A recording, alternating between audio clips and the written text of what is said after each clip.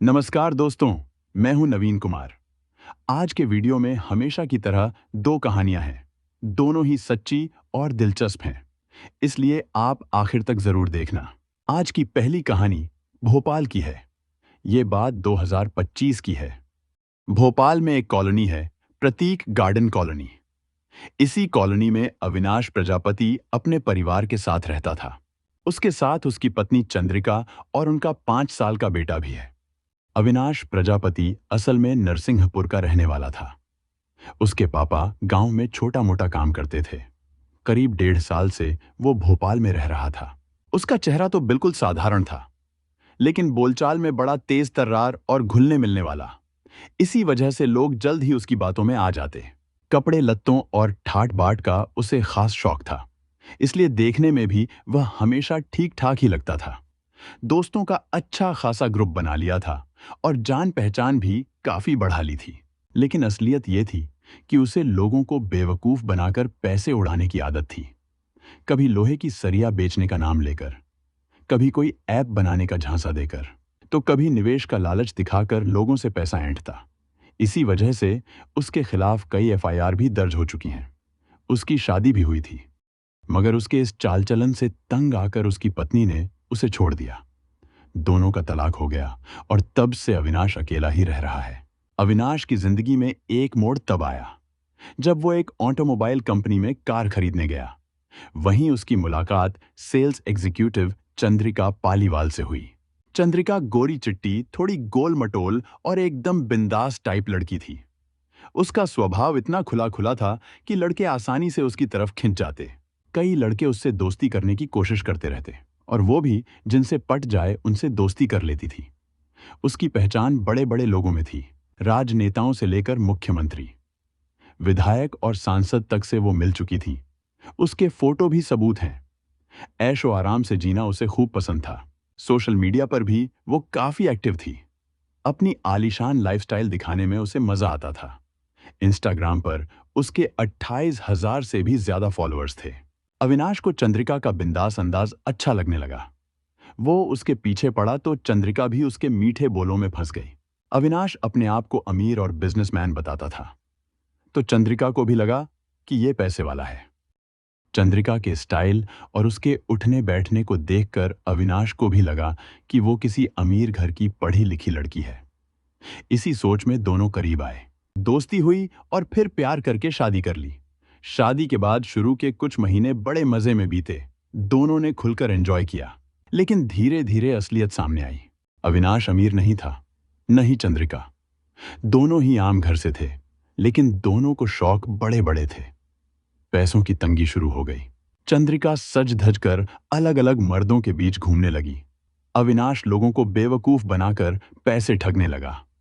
धीरे धीरे दोनों को एक दूसरे का असली चेहरा समझ आया, लेकिन तब तक देर हो चुकी थी। ऊपर से अविनाश के धंधे में भी नुकसान हो गया और हालत और खराब हो गई। पैसों की तंगी से निकलने के लिए अविनाश और चंद्रिका दोनों सोचने लगे कि अब क्या किया जाए। तभी चंद्रिका के दिमाग में एक अजीब सी प्लानिंग आई। यह आइडिया ऐसा था जो आम तौर पर किसी को सूझता भी नहीं। उसने सोचा, अविनाश का व्यक्तित्व और बोलचाल लड़कियों पर जल्दी असर डालती है। जैसे वो खुद उस पर फिदा हुई थी, वैसे ही और औरतें भी उस पर मर सकती हैं।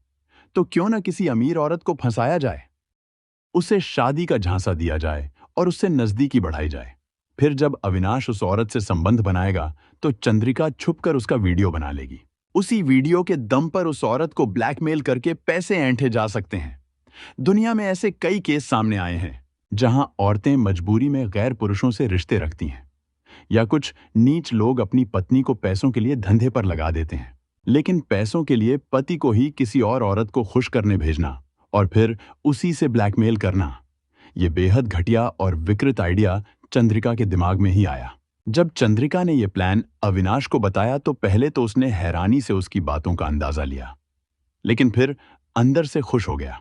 अब उसे अपनी ही पत्नी की इजाजत से दूसरी औरतों से मिलने जुलने, उनसे प्यार की बातें करने और शारीरिक संबंध बनाने का मौका मिलने वाला था। ये सोचकर अविनाश को बड़ा मजा आया, मगर हकीकत ये थी कि ये काम जितना उसे अच्छा लग रहा था, उतना ही नीच और खतरनाक भी था। सब इंसानियत को शर्मिंदा करने वाला खेल था।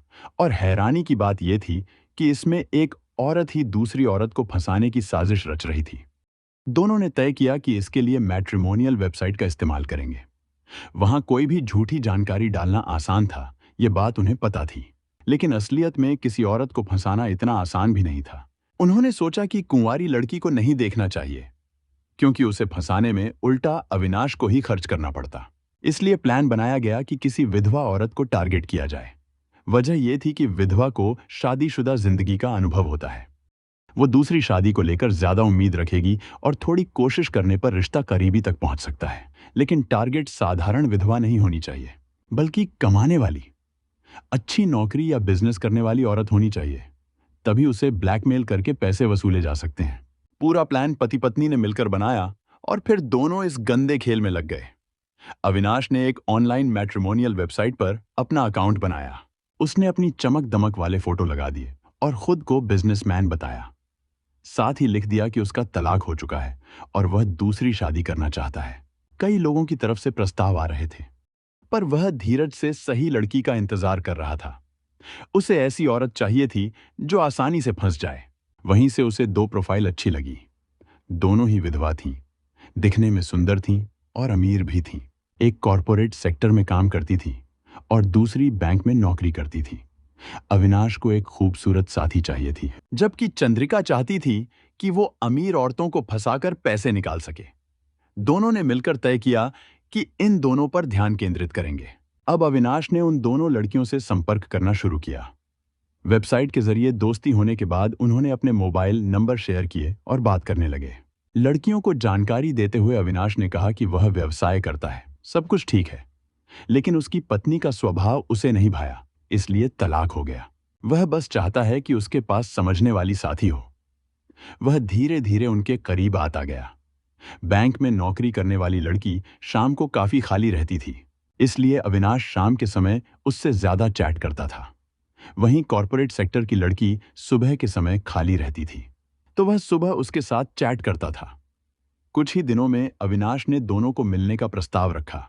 लड़कियों को भी मंजूर था, इसलिए वे तैयार हो गईं।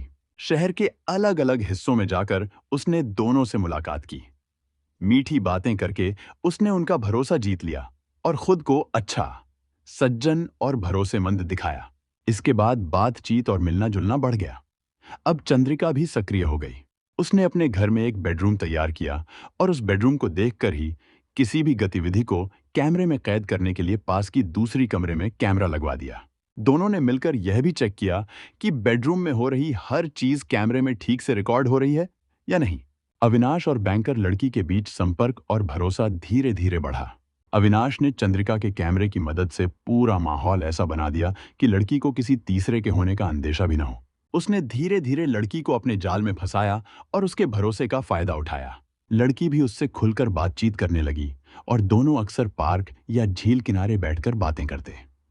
अविनाश की चालाकी और चंद्रिका की तैयारी के कारण सब कुछ उसकी योजना के अनुसार हो रहा था। अविनाश ने बैंकर लड़की को अपने फ्लैट पर मिलने के लिए बुलाया। लड़की ने पूछा, वहां कोई और तो नहीं होगा ना? अविनाश ने कहा, अरे नहीं, मैं अकेला हूं। अब तू ही मेरी फ्लैट की मालकिन है, तुझे कौन रोक पाएगा? लड़की उसकी बातों में आ गई और हाँ कर दी। फिर उसने चंद्रिका को मैसेज किया और चंद्रिका ने तुरंत सारी तैयारी कर ली। अब सब कुछ उनकी योजना के अनुसार सेट हो चुका था। अविनाश ने लड़की को अपने फ्लैट पर बुलाया और दरवाजा बंद कर दिया। उसकी योजना थी कि सब कुछ उसकी चालाकी के मुताबिक चले। उसने यह सुनिश्चित किया कि लड़की की हरकतें और गतिविधियां छुपकर रिकॉर्ड हो रही हैं। चंद्रिका ने अपने छुपे कैमरे से सब कुछ मॉनिटर किया। इस तरह अविनाश और चंद्रिका की पूरी योजना परफेक्ट तरीके से काम कर रही थी और उनका लक्ष्य अब पूरा होने के बहुत करीब था।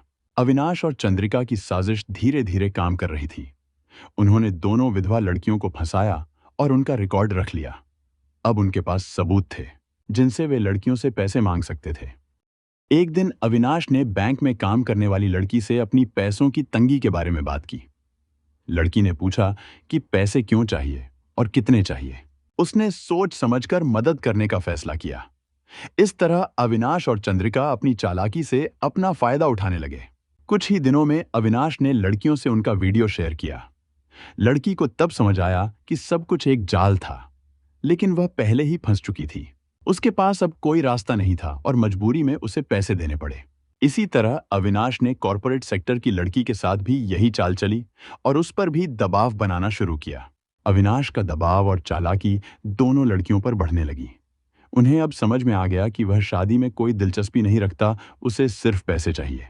लेकिन उनके पास कोई रास्ता नहीं था क्योंकि उनके निजी रिकॉर्ड उसके पास थे।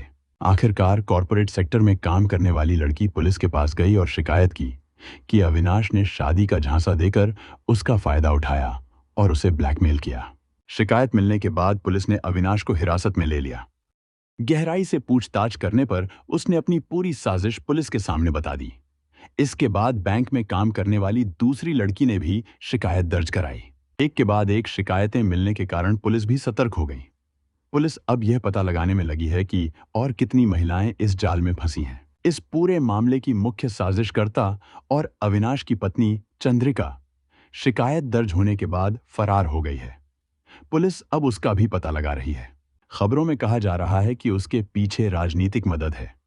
अगर उसे पकड़ लिया गया तो और कई राज खुलने की संभावना है। इस प्रकरण ने पूरे देश में हड़कंप मचा दिया है। पत्नी ने अपने पति को इस्तेमाल करके अन्य महिलाओं को फंसाया, उनका शोषण किया और उनके रिकॉर्ड बनाकर उन्हें ब्लैकमेल किया। यह पूरी घटना नीचतम स्तर की है और इसे एक महिला ने अंजाम दिया। पुलिस अब भी जांच कर रही है और बताया जा रहा है कि जल्द ही चंद्रिका को भी गिरफ्तार किया जाएगा। और आज की दूसरी कहानी उत्तराखंड के अल्मोड़ा जिले की है। ये बात 2023 की है। अल्मोड़ा जिले के लमगड़ा थाना से करीब 30 किलोमीटर दूर भांगा देवली नाम का एक गांव है। वहीं रहते थे भारत तिब्बत सीमा पुलिस के रिटायर्ड जवान सुंदरलाल। उनकी पत्नी 2018 में गुजर गई थी। सबसे बड़ी बेटी डिंपल 25 साल की, बेटा ऋतिक 21 साल का और सबसे छोटी बेटी अंशिका। तीनों बच्चे अपने पापा के साथ देहरादून के सरकारी क्वार्टर में रहते थे। डिंपल एक प्राइवेट स्कूल में टीचर थी। ऋतिक वहीं पास की जिम में ट्रेनर था और अंशिका 9वीं कक्षा में पढ़ती थी। 28 दिसंबर 2023 को ये सब अपने पापा से मिलने के लिए देहरादून से अपने गांव भांगा देवली आए। लेकिन उसी रात अचानक उनके घर से रोने चिल्लाने की आवाजें आने लगीं। पड़ोस में रहने वाले उनके भाई ओम प्रकाश और कुछ लोग तुरंत ही उनके घर की ओर दौड़े। घर पहुंचकर उन्होंने कई बार दरवाजा खटखटाया, लेकिन कोई जवाब नहीं मिला। काफी आवाज लगाने के बाद भी दरवाजा नहीं खुला, तो लोगों ने मजबूरी में दरवाजा तोड़ दिया। घर के अंदर देखा तो सुंदर लाल का शव खून से लथपथ पड़ा था। जिसे भी ये देखना पड़ा वह सिहर उठा। उनके मुंह में कपड़ा ठूंसा हुआ था और हाथ पांव रस्सी से बंधे हुए थे। उसके बाद ओम प्रकाश ने इस बात की खबर गांव के प्रहरी प्रधान पति को दी। इस बीच सुंदर लाल के घर पर काफी लोग जमा हो गए थे। सुंदर लाल का बेटा और बेटियां घर में ही थे। जब उन्होंने गांव वालों को घर में आते देखा तो उन्होंने उन्हें बाहर निकालने की कोशिश की, लेकिन अपने पापा की मौत पर बच्चों की तरफ से कोई शोक नहीं दिख रहा था। इस वजह से गांव वालों को उन तीनों बच्चों पर शक हुआ कि शायद इन्हीं ने सुंदर लाल की हत्या की होगी। इसलिए गांव वाले वहीं से नहीं गए। उन्होंने तीनों बच्चों को एक कमरे में बंद किया और तुरंत पुलिस को इस बात की सूचना दे दी। सूचना मिलने के थोड़ी देर बाद ही लमगड़ा थाने के एसएचओ दिनेश नाथ महंत वहां पहुंच गए। उन्होंने मृतक सुंदर लाल के तीनों बच्चे और एक और शख्स को हिरासत में ले लिया। इन चारों में से 3 बच्चे सुंदर लाल के ही थे, लेकिन एक ऐसा शख्स था जिसे परिवार वाले नहीं जानते थे और जो पहले कभी उनके घर नहीं आया था। पुलिस ने सबसे पहले उसी शख्स से पूछताछ की तो पता चला कि वह डिंपल का प्रेमी था और दिल्ली के संगम विहार में रहता था। इस घटना की खबर एसएचओ दिनेश नाथ महंत ने अपने उच्चाधिकारियों को दी। खबर पाते ही सीओ विमल प्रसाद और एसएसपी रामचंद्र राजगुरु घटनास्थल पर पहुंच गए। पुलिस ने जगह जगह बारीकी से जांच की। पता चला कि सुंदर लाल को बड़ी ही बेरहमी से डंडों से मारा गया था और उनके शरीर पर कई जगह चोटों के निशान थे। सुंदर लाल के घर में तीनों बच्चे और डिंपल का प्रेमी मिलने के बाद तो साफ हो गया कि ये चारों मिलकर ही उनकी हत्या कर चुके थे। पुलिस ने चारों से पूछताछ की और जो कहानी उन्होंने बताई वह सच में चौंकाने वाली थी। पुलिस ने फिलहाल चारों को हिरासत में ले लिया। इसके बाद सुंदर लाल की लाश पोस्टमार्टम के लिए जिला मुख्यालय भेज दी गई। पूर्व सैनिक की हत्या से उनके परिवार वाले और गांव वाले दोनों ही बहुत दुखी थे। पोस्टमार्टम के बाद देर रात पुलिस ने सुंदर लाल का शव उनके परिवार वालों को सौंप दिया। फिर नगर के पास विश्वनाथ घाट पर उनका अंतिम संस्कार कर दिया गया। इस दौरान गांव वालों ने आरोपियों के खिलाफ कड़ी कार्रवाई की भी मांग की। Sundarlal Indo Tibet border police में काम करते थे। उनकी नौकरी ऐसी थी कि उन्हें ज्यादातर समय बाहर ही रहना पड़ता था। इसलिए बच्चों की परवरिश ज्यादातर उनकी मम्मी ही करती थीं। इसी वजह से तीनों बच्चों का अपने पापा के साथ पहले से ज्यादा लगाव नहीं था। लगभग 9 साल पहले उनकी पत्नी गीता देवी अचानक बीमार पड़ गई थीं। पीलिया की वजह से एक दिन उनकी मृत्यु हो गई। उस समय सुंदरलाल बाहर नौकरी पर थे। मम्मी के जाने के बाद बच्चे अकेले रह गए थे। हालांकि गांव में उनके परिवार वाले रहते थे, लेकिन बिना माँ बाप के बच्चों का रहना गांव में मुश्किल हो गया था। अपनी पत्नी के जाने के बाद सुंदरलाल जब जब सर्विस पर गए, बच्चों को भी अपने साथ ले गए। लेकिन जैसे ही बच्चे बड़े हुए और पढ़ाई लिखाई करने लगे, तो उनकी पढ़ाई डिस्टर्ब होने लगी। बच्चों की परेशानी को देखते हुए सुंदरलाल ने आईटीबीपी की तरफ से देहरादून में सीमा द्वार परिसर में सरकारी क्वार्टर दिलवा दिया, ताकि बच्चे वहीं रहकर पढ़ाई कर सकें। वहीं बच्चों ने पढ़ाई शुरू की। बड़ी बेटी डिंपल ने पीएचडी कर ली थी और बेटे ने एमकॉम पास कर लिया था। पढ़ाई पूरी करने के बाद डिंपल ने देहरादून के ही एक स्कूल में टीचर की नौकरी शुरू कर दी, जबकि बेटा वहीं पास की जिम में नौकरी करने लगा। नौकरी के आखिरी पड़ाव में भी सुंदरलाल की पोस्टिंग लद्दाख में थी। इसके बावजूद वह हर रोज सुबह शाम फोन पर अपने बच्चों की खबर लेते रहते थे। देहरादून में रहते हुए बड़ी बेटी डिंपल का फेसबुक के जरिए दिल्ली के संगम विहार रहने वाले हर्षवर्धन से संपर्क हो गया। दोनों की दोस्ती हो गई और धीरे धीरे हर्षवर्धन डिंपल से मिलने के लिए देहरादून आने जाने लगा। बाद में ये बात सुंदरलाल को पता चली। कुछ समय बाद जब वह देहरादून आए, तो उन्होंने बेटी डिंपल को समझाने की कोशिश की, लेकिन डिंपल उनकी बात मानने को तैयार नहीं थी। सुंदरलाल को डर था कि हर्षवर्धन के उनके कमरे पर आने जाने से उनके और बच्चों के भविष्य पर भी बुरा असर पड़ सकता है। इस वजह से वह काफी परेशान हो गए। बेटी को समझाने बुझाने के बाद सुंदरलाल फिर से अपनी ड्यूटी पर चले गए, लेकिन ड्यूटी पर रहते हुए भी उनका मन हमेशा बच्चों की तरफ ही लगा रहता था। इसी दौरान एक दिन उन्हें पता चला कि डिंपल अपने छोटे भाई बहन को देहरादून में अकेला छोड़कर अपने प्रेमी के पास चली गई थी। बेटी के बारे में सोच सोचकर सुंदरलाल काफी परेशान हो गए।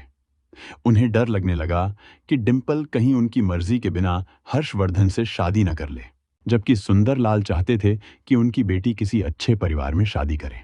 हर्षवर्धन के प्यार में पड़ने के बाद डिंपल ने अपने पापा से और ज्यादा पैसे मांगने शुरू कर दिए। इस वजह से सुंदरलाल परेशान हो गए और उनकी बच्चों के साथ सोच समझ और बर्ताव बदल गया। लगभग 3 महीने पहले सुंदरलाल रिटायर्ड हो गए थे। रिटायर्ड होने के बाद वह अपने बच्चों के पास देहरादून में रहने लगे, लेकिन वहां आने के बाद भी उनकी बड़ी बेटी डिंपल अपनी हरकतों से बाज नहीं आ रही थी। बच्चों को सबक सिखाने के लिए सुंदरलाल अकेले ही गांव चले गए और अपने भाई के साथ रहने लगे। बाद में बेटी के बर्ताव से तंग आकर उन्होंने बच्चों को खर्च के लिए पैसे भेजना भी बंद कर दिया।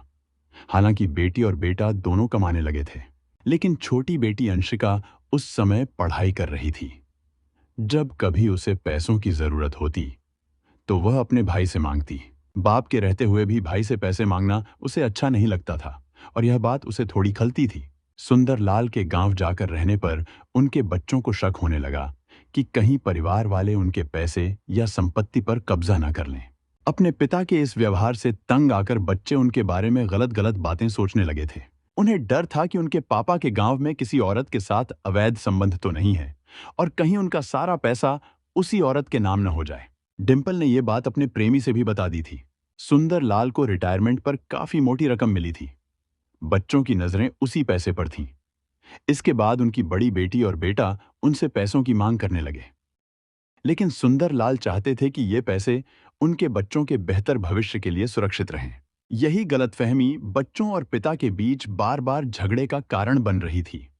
इसी झगड़े की वजह से डिंपल ने अपने प्रेमी हर्षवर्धन को देहरादून बुला लिया। डिंपल ने सब कुछ हर्षवर्धन के सामने रखकर कहा कि वह उनके साथ गांव चलें।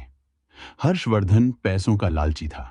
उसे पता था कि अगर डिंपल के पापा किसी तरह डिंपल की शादी उसके साथ करने के लिए राजी हो गए, तो वह बहुत फायदा पा जाएगा।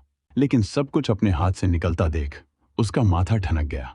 इसलिए वह जल्दी ही उनके साथ गांव जाने को तैयार हो गया।